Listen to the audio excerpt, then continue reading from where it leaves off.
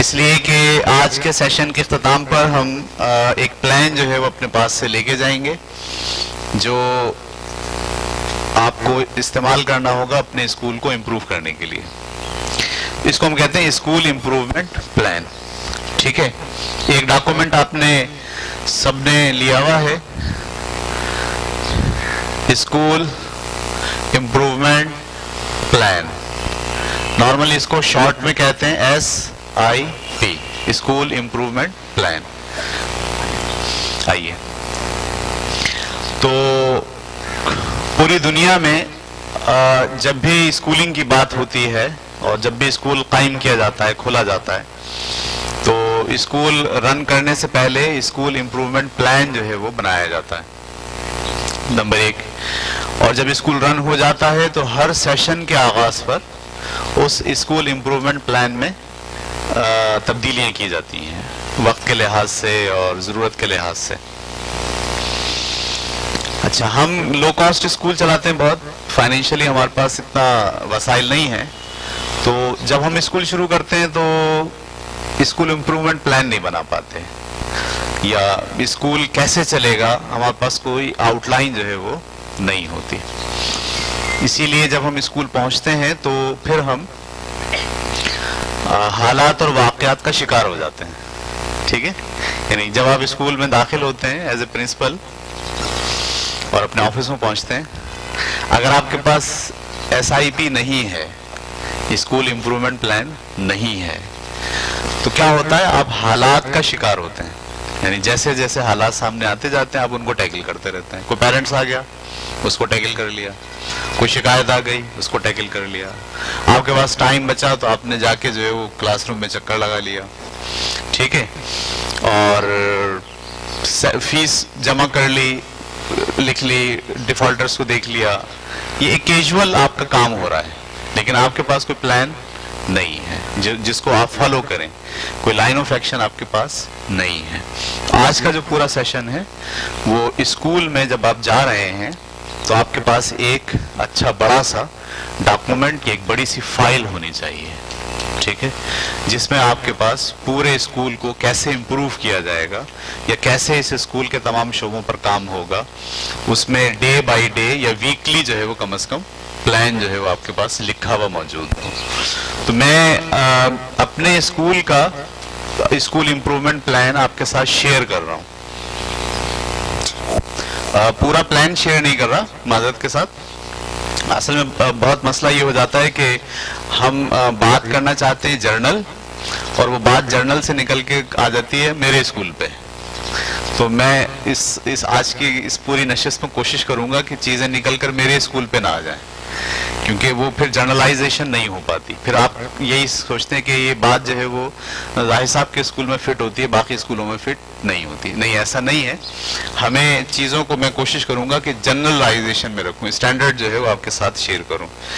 लेकिन बहरहाल मुझे आपको कोई टेम्पलेट तो दिखाना ही है, कोई लाइन ऑफ एक्शन तो आपको, अगर मैं ख्वाबों में बोलता रहूंगा तो आपको समझ नहीं आएगा कि मैं क्या कह रहा हूं। इसलिए मैंने अपने स्कूल का स्कूल इम्प्रूवमेंट प्लान, सही है, जो पूरा एक डायनेमिक है, उसका एक टेम्पलेट उठा लिया है। ठीक है, पूरी फाइल नहीं, उसका एक टेम्पलेट उठा के मैं आपके साथ शेयर करूंगा और हम उस पर मुसलसल बात करते चले जाएंगे। तो इस तरह से ये आपका एक स्कूल इम्प्रूवमेंट प्लान है। ठीक है, आप भी अपना स्कूल इम्प्रूवमेंट प्लान बनाएंगे, और मुझे अगली नशिस्त में जब हम कभी बैठेंगे तो आपसे मैं पहला सवाल यही कहूंगा कि आपने अपना स्कूल इम्प्रूवमेंट प्लान बनाया या नहीं बनाया। अगर आप कहेंगे नहीं बनाया तो इसका मतलब ये है कि ये तीनों क्लासेस का फायदा आपको नहीं हुआ, और अगर आपने बनाया तो इसका मतलब है कि आपने इन तीनों क्लासेस से कुछ फायदा उठाया। यहाँ पर हमने हेडिंग लगाई है, यहाँ कोई तस्वीर, लोगो, जो भी आपके स्कूल का है वो लिखें, और आप अपना प्रिंसिपल का नाम जो ये स्कूल इम्प्रूवमेंट प्लान बना रहा है। जैसे आप सफ़ा पलटते हैं तो पहले सफ़े के ऊपर आपके पास आता है विजन। ठीक है, आपके स्कूल का विजन, यानी आप अपने स्कूल को क्या देखते हो, या आपने जब स्कूल खोला था तो आपके स्कूल को खोलने का मकसद क्या था। ठीक है, या आप स्कूल क्यों खोल रहे हो, ठीक है, आपका एम क्या है, चाहते क्या हो, ठीक है। बड़ा सादा सादा जवाब भी हो सकता है, पैसे कमाना चाहता हूँ, तो मेरा विजन ये है कि अच्छा बिजनेस है, पैसे कमाना चाहता हूँ। तो फिर सवाल आएगा कि पैसे तो आप सिनेमा हॉल खोल के भी कमा सकते हैं, पैसे तो आप सॉफ्टवेयर इंजीनियरिंग करके भी कमा सकते हैं, स्कूल ही क्यों खोला आपने। अब आपके पास जवाब होना चाहिए इसका, सही है। यानी ये जवाब बिल्कुल काबिल कबूल नहीं है कि मैंने ये स्कूल इसलिए खोला है कि मैं इससे पैसे कमाना चाहता हूँ, क्योंकि पैसे तो आप डॉक्टर बन के भी कमाते हैं, ठीक है। तो आपको दूसरा जवाब देना होगा कि आपने पैसे कमाने के लिए स्कूल ही क्यों खोला, ठीक है। तो अच्छा, जब आप स्कूल खोलते हैं ऑलरेडी स्कूल है, सही है। जब मैंने स्कूल खोला था तो बहुत सारे स्कूल थे, इधर भी स्कूल उधर भी, आएं दाएं बाएं हर जगह स्कूलों की बहुतात है। तो मैंने जो स्कूल खोला है वो इन सारे स्कूलों में किस फर्क के साथ खोला है, ये सवाल है बहुत बड़ा। भाई मेरे स्कूल में और एक्स स्कूल में और वाई स्कूल में और जेड स्कूल में फर्क क्या होगा मैं क्या नई चीज लाया हूं, मैं क्या चीज जो है वो लोगों के सामने पेश करूंगा बतौर स्कूल। ये दोनों सवालात के जवाब आपके विजन में होंगे कि मैंने ये स्कूल क्यों खोला है और मेरा ये स्कूल दूसरे स्कूलों से किस वजह से डिफरेंट होगा, ठीक है। ये दो सवाल जब आपसे पूछेंगे आप अपने आप से, तो आपका जो विजन है वो क्लियर होना शुरू होगा कि भाई मैंने ये स्कूल इसलिए खोला है, ठीक है। तो हर स्कूल को जरूरी है कि वो अपना एक पहले विजन बनाए कि भाई मेरा ये विजन है। अच्छा, विजन जो स्कूल बनाता है स्कूल का प्रिंसिपल बनाता है, लेकिन जब वो विजन बना लेता है तो फिर वो प्रिंसिपल जो है वो अपने सारे टीचर्स के साथ, सारे कोऑर्डिनेटर के साथ, सारे स्टाफ के साथ उस विजन को शेयर करता है, ठीक है। ऐसा नहीं होता कि सिर्फ वो ही जानता हो विजन और सारे लोग मिलकर उस विजन की तकमील कर रहे हो। जब तक लोगों को पता नहीं होगा आप चाह क्या रहे हैं, आपका मकसद क्या है, जब तक वो आपका साथ नहीं देंगे। हत्ता कि तीसरी पार्टी यानी जो आपके स्टूडेंट हैं उनको भी आपके विजन का पता हो। यानी अगर उनसे पूछा जाए आप इस स्कूल में आए, इस स्कूल में आने का क्या मकसद है, क्या विजन है आपका, तो वो वही बात दोहरा सकें जो प्रिंसिपल दोहरा रहा है, जो टीचर दोहरा रहे हैं, वही क्या बोल सकें, बच्चे बोल सकें। हत्ता कि चौथे लेवल के ऊपर जो पेरेंट्स आपके साथ बैठे हैं उनको भी आपके स्कूल का विजन पता होना चाहिए, इसलिए कि उस विजन की बेसिस के ऊपर ही तो सारे काम होंगे, ठीक है। मैं अपने विजन को आपके साथ शेयर कर ले रहा हूं, आप अपना विजन खुद बनाएंगे। ये खाना खा to change the society through educating common people with the help of common teachers. मैंने अपना विजन ये बनाया था कि मैं इस सोसाइटी में चेंज लाऊंगा, किसके जरिए, कॉमन लोगों को पढ़ाकर। यानी मेरा विजन बहुत पैसे वाले लोगों को पढ़ाना नहीं है, कॉमन लोगों को पढ़ाना है with the help of common teacher. और ऐसा मैं करूंगा कॉमन टीचर्स के साथ। मुझे स्पेशल टीचर नहीं चाहिए, मुझे मास्टर टीचर्स दरकार नहीं है। एक आदमी जिसने इंटर किया वह कॉमन सा टीचर है, मैं उसको लेकर जो है वो ये काम करूंगा using new ideas and methods. और इसके साथ साथ मैं क्या करूंगा, नए आइडियाज और नए मेथड को इस्तेमाल करूंगा rather than conventional method of teaching, बजाय इसके कि मैं राइज तरीका इस्तेमाल करूं, ठीक है।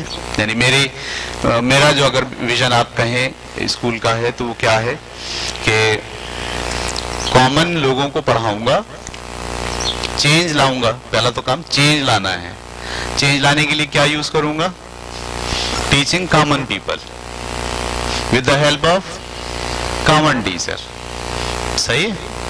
और उसके लिए यूज क्या करूंगा, नई टेक्नोलॉजी, नए मेथड्स, बजाय इसके के जो राइज मेथड है।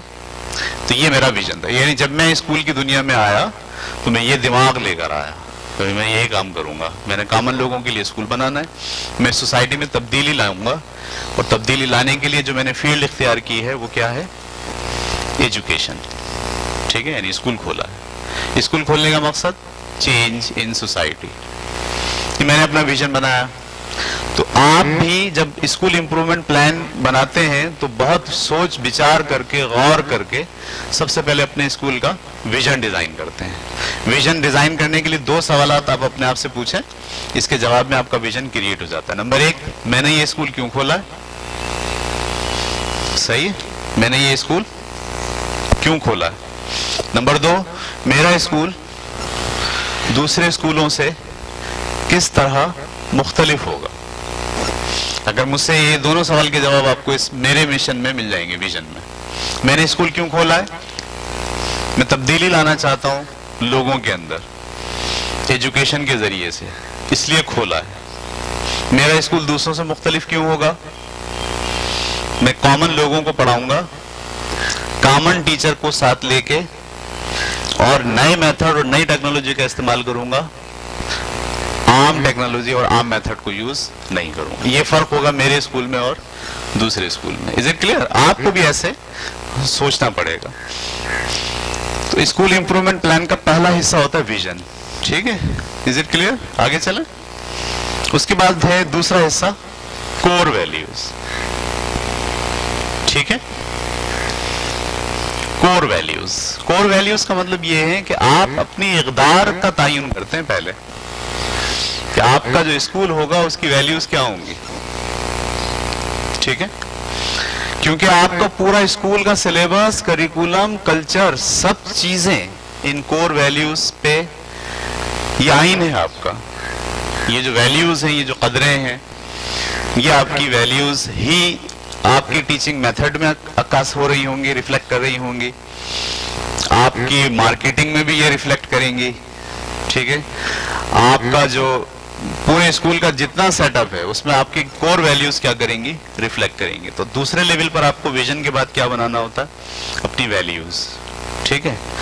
मैं अपनी वैल्यूज आपके साथ शेयर कर रहा हूं। देखिए, मैं फिर आपसे कह रहा हूं कि मैं अपने स्कूल को आपके सामने नहीं रख रहा हूं, लेकिन क्योंकि मुझे कुछ आपको बताते हुए कोई ना कोई फॉर्मेट जो है वो लेके चलना है, तो मैं अपना फॉर्मेट आपके सामने पेश करता जा रहा हूं। ये फॉर्मेट आप सिर्फ लर्निंग के लिए ले रहे हैं, ठीक है?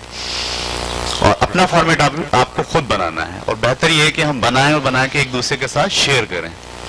मेरे पास कोर वैल्यूज हैं, टू हेल्प द जूनियर। पहली कोर वैल्यू क्या है? To help the junior. यानी मेरे स्कूल की ये कदर है कि मैं यहाँ जो जूनियर होता है उसकी हेल्प करता हूँ। मेरे असातिज़ा क्या करेंगे? जो जूनियर आएगा उसकी हेल्प करेंगे। मेरे स्टूडेंट्स क्या करेंगे? जो नया बच्चा आएगा उसकी हेल्प करेंगे। अगर बड़ी क्लास का बच्चा है तो वो छोटी क्लास के बच्चे की हेल्प करेगा। ये हमारी वैल्यू है, इस पे कोई कंप्रोमाइज नहीं होगा। यानी मेरे पास कोई नया बच्चा है और सारे बच्चे मिलकर उसको पीट रहे हो, बहुत खतरनाक बात हो जाएगी। आइन टूट गया, पूरा स्कूल हिल जाएगा। ये क्या हो गया? आपकी कोर वैल्यू क्या हो गई? वो ब्रेक हो गई। तो जो बच्चा हमारे यहाँ दाखिल होता है हम उसको ये कोर वैल्यूज पकड़ाते हैं। पहले हमारा पहला सेशन होता है एडमिशन के फौरन बाद, जब 1 अप्रैल से क्लासेस शुरू होती हैं, तो 1 हफ्ते का सेशन होता है जो मैं ले रहा होता हूँ, मुख्तलिफ टीचर्स ले रहे होते हैं, जो स्कूल की कोर वैल्यूज डिस्कस करते हैं बच्चों के साथ, नए आने वाले बच्चों के साथ भी और जो हमारे पुराने बच्चे हैं उनके साथ भी, ताकि सब लोगों को ये पता हो कि भाई ये लाइन है, ये लाइन क्रॉस नहीं होंगी। ये कोर वैल्यूज कौन डिफाइन करता है? प्रिंसिपल डिफाइन करता है, ठीक है? Number 2, books are the major part of life. हमारी वैल्यू में शामिल है कि किताबें जिंदगी का मेजर पार्ट है। हमारे यहाँ हर टीचर्स कुछ ना कुछ पढ़ रहे होते हैं, या किसी टीचर से पूछें क्या पढ़ रहे हैं, वो बताएंगे आपको ये पढ़ रहे हैं। इसी तरह बच्चों के साथ भी ये है कि वो किताब उनके पास कोई ना कोई होती है। ऑलवेज वर्किंग एक्स्ट्रा माइलेज, हमारी एक कोर वैल्यू है कि हमेशा हम एक्स्ट्रा माइलेज काम करते हैं।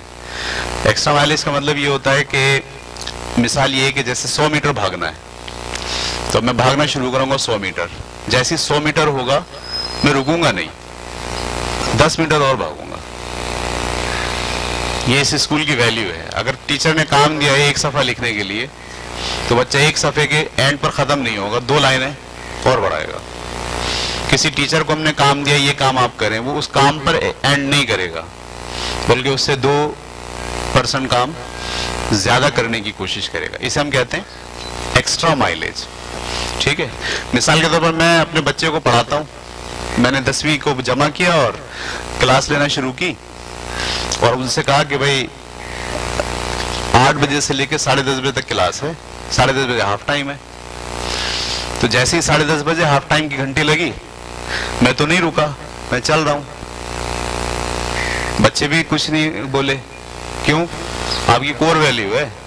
अगर आपने 2 घंटे की क्लास का बोला है तो ये 2 घंटे 10 मिनट होगी। यानी जितना काम आपने करना है हमेशा आप उस काम से थोड़ा काम ज्यादा करेंगे। ये इस स्कूल की क्या है? Core value.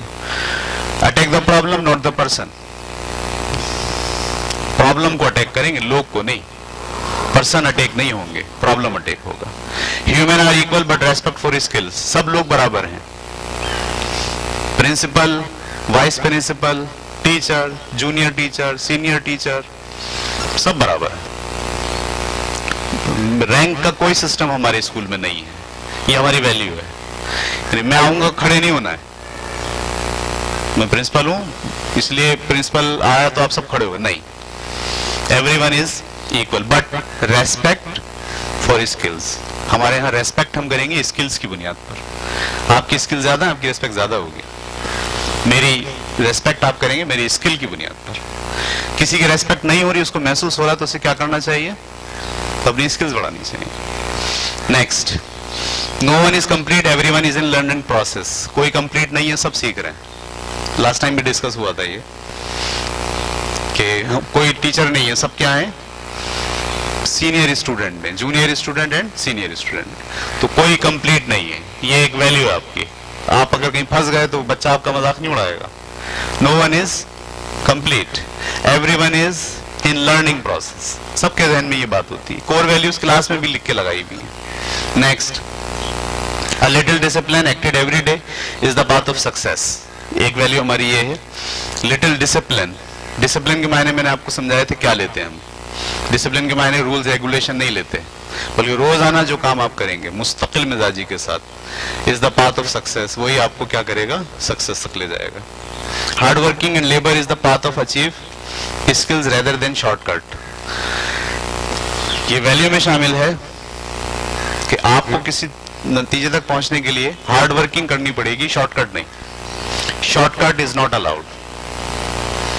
शॉर्टकट अलाउ नहीं है, शॉर्टकट पे काम नहीं होगा। जब भी किसी चीज पर काम करेंगे हार्ड वर्किंग करेंगे, शॉर्टकट कोई अलाउ नहीं। को बच्चे बोले सर इसका सवाल का ना ये बता दें इम्तिहान में क्या क्या इंपॉर्टेंट है। ये सवाल क्रिएट ही नहीं होगा स्कूल में कभी। क्यों? कोर वैल्यू के अगेंस्ट है। क्योंकि जब वो कह रहे हैं कि सर जरा इंपॉर्टेंट बता दें, तो वो क्या कह रहे हैं दरअसल? टीचर जवाब में क्या बोलेगा? टीचर जवाब में ये वैल्यू गिना देगा। जब बच्चा बोलेगा सर वो बता दें इम्तिहान में क्या क्या इंपॉर्टेंट है, टीचर बोलेगा hard working and labour is the path of success. ठीक है, शॉर्टकट अलाउ नहीं है। Mistakes are teachers who keeps you in right direction through creation and success. जो गलतियां हैं वो आपकी टीचर हैं। गलती करने से कोई डरेगा नहीं और गलती करके कुछ छुपाएगा नहीं। जो गलती करेगा हम उसको बोलेंगे वेल डन, जबरदस्त, शाबाश। क्योंकि गलती क्या है? गलती करना क्या है? गलती आपके टीचर्स हैं जो आपको बताते हैं कि आपने ये गलत किया, आप सही करो। ठीक है, यानी हमारे यहाँ इसको और आसान अल्फाज में आप बोले तो गलती के डर से काम ना करना नफ्सियाती बीमारी है। ये सारा स्कूल जानता है, बच्चा भी जानता है। गलती के डर से काम ना करना, इसका मतलब गलती के अलावा है, गलती करने की इजाजत है, गलती करने की गुंजाइश है, बल्कि गलती करने के लिए कहा जा रहा है करें गलती। देयर इज नो मैटर गलती करने में। हमने किताब पढ़ी है, आप भी पढ़िएगा मौका मिले तो। उस किताब का नाम है how to make a mistake. किताब का नाम क्या है? How to make a mistake. 350-400 सफ़ों की किताब है। उसमें मुसन्निफ ने लिखा है कि आओ सीखते हैं गलती कैसे करते हैं। इसलिए कि मुसन्निफ का ये कहना है कि आप गलती करोगे तो सीखोगे, गलती नहीं करोगे तो नहीं सीखोगे। Next, being consistently honest and trustworthy and do not prejudice more than you are. आप जो हैं वो पेश करेंगे, जो आप नहीं हैं उसे पेश नहीं करेंगे। अक्सर होता है ना हमारे यहाँ, आता कुछ नहीं, बोलते बोलते ये आता है मुझे, वो आता है नहीं। रूल है, जो आपको आता है, जो आप हैं वो पेश करेंगे। प्रिजुडाइजिंग नहीं होगी, दिखावा नहीं होगा, ठीक है। तो आपने 2 घंटे पढ़ा, आप बोले 2 घंटे पढ़ा, ऐसे नहीं बोले 4 घंटे पढ़ा, नहीं होगा, ठीक है। ये वैल्यू है। Using good judgement and being accountable for your action. आप अपने एक्शन के जिम्मेदार खुद हैं, कोई आपको जज नहीं करेगा।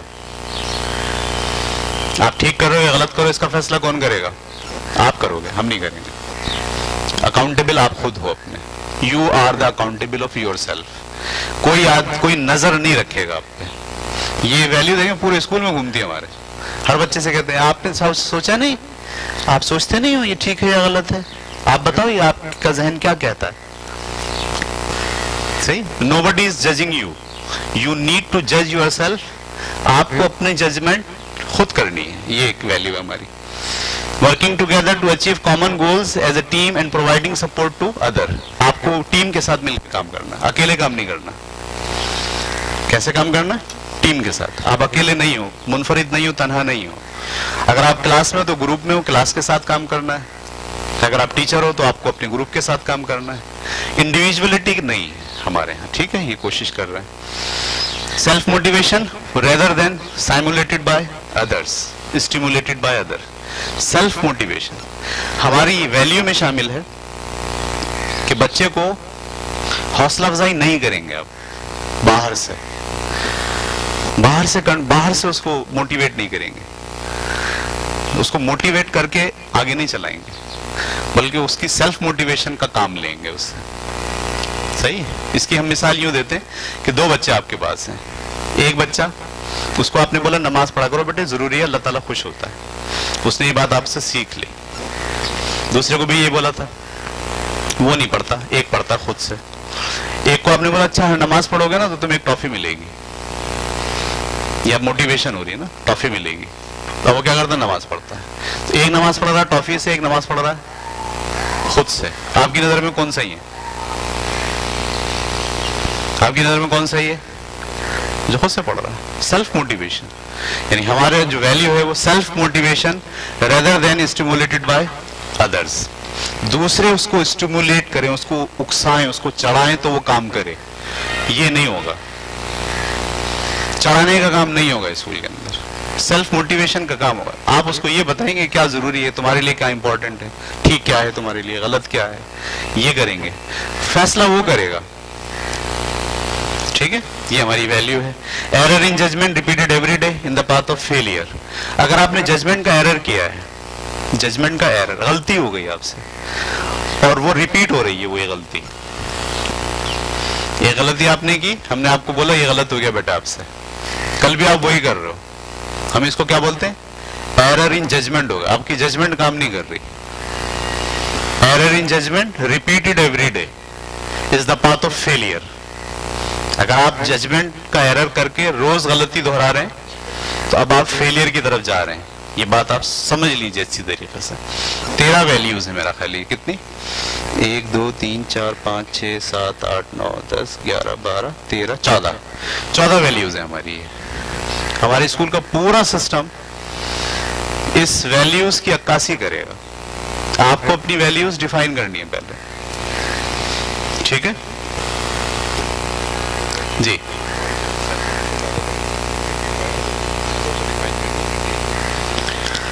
देखिए मैं इस पर काफी काम मैंने किया है।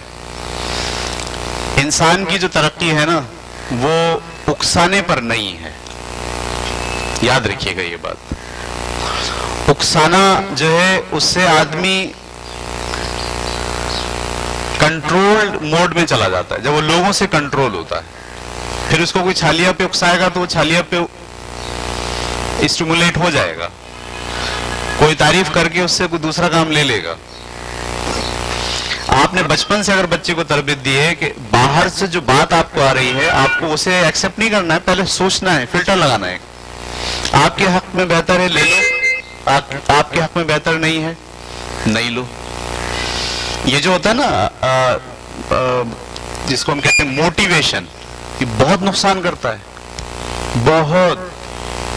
एक एक्सपेरिमेंट मैंने इतना खतरनाक किया था, हमारे स्कूल के अंदर एक स्टूडेंट था, उसको हम तीसरी क्लास से खूब तालियां बजाते थे, बेहतरीन बेहतरीन बेहतरीन बेहतरीन। 8वीं जमात में आके जो है ना, हमने कह दिया था अब इसको कोई बेहतरीन नहीं कहेगा। मैट्रिक में उसका C ग्रेड आया था, बेहतरीन कहना छोड़ दिया था हमने, उसने पढ़ना भी छोड़ दिया था।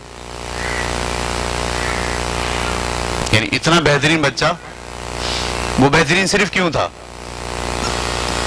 लोग उसको बेहतरीन कहते थे, लोगों ने कहना छोड़ दिया।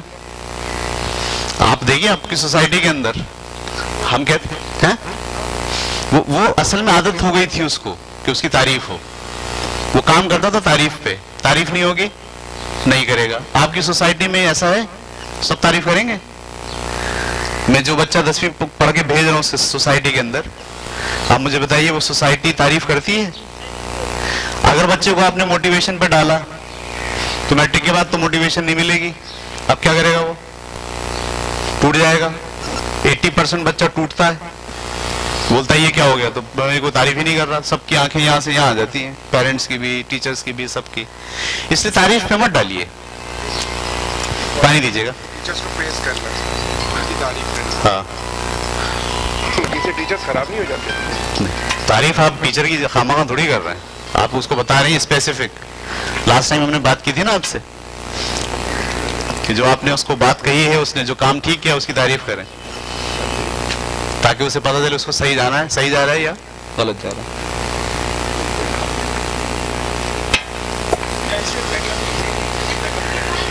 क्या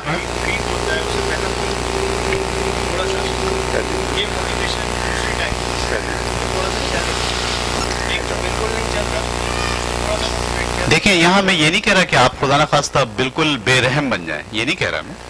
यहाँ आपको देखना है जहाँ बच्चा थोड़ी बहुत जिसको तारीफ की जरूरत है। असल में अगर बच्चा ये नोट कर रहा है कि मैं सही कर रहा हूँ या गलत कर रहा हूँ, इसका मुझे कैसे पता चलेगा? तारीफ से ही पता चलेगा। तब तो आप तारीफ करें उसकी, क्योंकि आपको उसे ये बताना है कि बेटे तुमने ये सही किया है। लेकिन ऐसा तो नहीं है कि वो आदी बन रहा है, ये सवाल है बहुत बड़ा। ऐसा तो नहीं है कि वो उसको आदत पड़ रही है, ऐसा तो नहीं है कि वो अब मोटिवेशन पे ही काम करेगा। मैं काम कर रहा हूँ लाइट फाउंडेशन का, मेरी मोटिवेशन क्या है? Nobody is motivating me. आप ऐसे लोग बनाएंगे ना जो काम काम के लिए करते हैं, नहीं, जिनके जहन में काम काम के लिए होता है, इसलिए नहीं होता कि लोग तारीफ करें। लोग तारीफ नहीं करेंगे तो भाग जाएंगे हम, लोग तारीफ करेंगे तो करेंगे। ये तो काम ही नहीं होगा कभी। इससे आजाद होगा आदमी तो काम करेगा, क्योंकि उसके लिए काम की इंपॉर्टेंस ही होगी। वरना फिर पता क्या होगा, वो अदर कंट्रोल्ड हो जाता है। जैसे लोग चलाएंगे वैसे चलेगा फिर वो। मैंने आपसे कहा ना, छालियां भी खा लेगा वो, गंदे बच्चों में भी बैठ जाएगा वो, क्योंकि उसकी सेल्फ मोटिवेशन काम नहीं करती, उसकी एक्सटर्नल मोटिवेशन पर आपने उसको डाला हुआ है।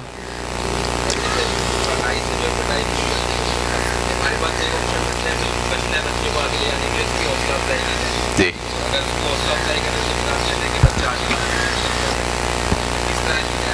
लगाएंगे तो बच्चा टेस्ट स्टार्ट करता है।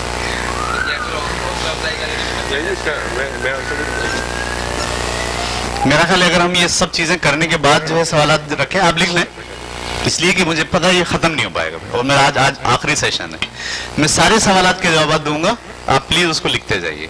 मेरी वैल्यूज पर आप तनकीद करें, बुनियादी तौर पर जो मैंने स्कूल में वैल्यूज बनाई उस पर आप क्या कर रहे हैं? तनकीद कर रहे हैं। मैं उस तनकीद का जवाब दे सकता हूँ, ठीक है, लेकिन मैं ये नहीं कह रहा कि आप ये वैल्यूज खुद भी बनाए, नहीं बनाए। आप बोले नहीं राय साहब ये मैं इससे ओके, तो आपको इख्तियार है, हक है। हाँ, आप बोले नहीं जाहिद भाई समझ नहीं आ रही बात, हाँ उसके लिए मैं फिर सेशन के एंड में आपके साथ बैठूंगा। ये क्लियर हो गया आपको? कोर वैल्यूज, ठीक है। स्कूल इंप्रूवमेंट प्लान का दूसरा पार्ट क्या होता है? Core values. और ये बहुत ही समझ लीजिए आप पिलर्स हैं आपके स्कूल के। ये अगर नहीं है आपके पास, कुछ भी नहीं है। आप यकीन जानिए हमारे पास कोई नया प्लान हम लेकर आते हैं, सही है, कोई नया प्लान आता है मेरे जहन में, मैडम के जहन में, तो हम सबसे पहले कहते हैं ये प्लान जो है उस वैल्यूज से मैच कर रहा है। कहते यस मैच कर रहा है तो ओके, कहते नहीं मैच नहीं कर रहा है इसमें तब्दीली कर लें, तो तब्दीली कर लेते हैं और उसको इम्प्लीमेंट करना आसान हो जाता है। इसलिए कि कोर वैल्यू आपने खुद भी याद रखी हुई है, टीचर्स को भी बताई हुई है, स्टूडेंट को भी बताई हुई है, पेरेंट्स तक के बात भी पहुंची हुई है। अब ऐसा नहीं हो सकता आपने कोई चीज लगाई तो लोग बोलेंगे भाई ये तो आपकी वैल्यू से डिस्टर्ब मैच नहीं कर रहा। तो आपको कोर वैल्यूज बनाते वक्त बड़ा फिलोसफिकल अंदाज इख्तियार करना है, लोगों के साथ बैठना है, मशवरा करना है, फिर उसके बाद कोर वैल्यूज आपको लिखनी है, उसके नुकसान खामियां पहले ही आपको जो है वो डिफाइन कर। ये लचकदार भी होना चाहिए। अगर कोई कोर वैल्यू आप देख रहे हैं कि आप नहीं चलेगी तो आप उसको बदल दें, दूसरी ले आए, ठीक है। उसके बाद है मिशन। आप डिफाइन करते हैं आपका मिशन क्या है, ठीक है। विजन में और मिशन में फर्क होता है। विजन आपका एक बहुत बड़ा ख्वाब होता है जो शायद पूरा ना हो कभी,